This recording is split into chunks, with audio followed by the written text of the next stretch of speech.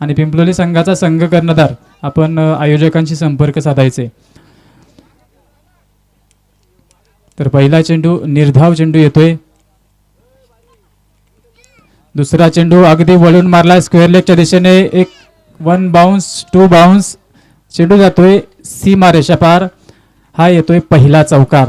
दुसऱ्या सत्रातील किरण जाधवच्या बॅटमधून हा पहिला चौकार येतोय. 4 धावांनी सुरुवात केली ती मात्र अंतराळ नीड या संघाने.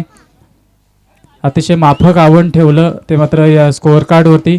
26 धावांची गरज आहे अंतराळ नीड संघाला. आणि या दुसऱ्या चेंडूवरती रुपेश जोगळे या गोलंदाजाविरुद्ध पहिला चौकार येतोय. 2 चेंडू 4 धावा असं समीकरण मैदानावरती सध्या.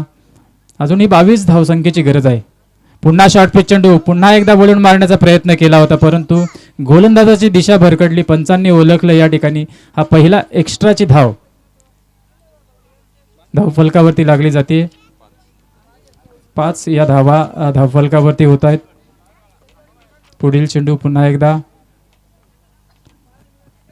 स्क्वेअर लेगच्या दिशेने या ठिकाणी. आता मात्र क्षेत्ररक्षक ठेवला. मिसफिल्डिंग होते त्या ठिकाणी. रोहित ची मिसफिल्डिंग पाहिली आपण.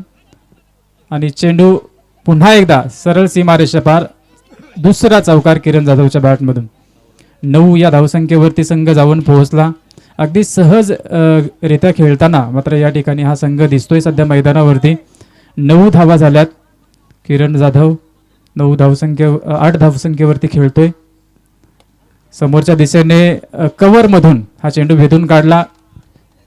मिलिंद त्या ठिकाणी होता परंतु काहीही करू शकला नाही. हा चौकार येतोय. तिसरा चौकार हॅट्रिक.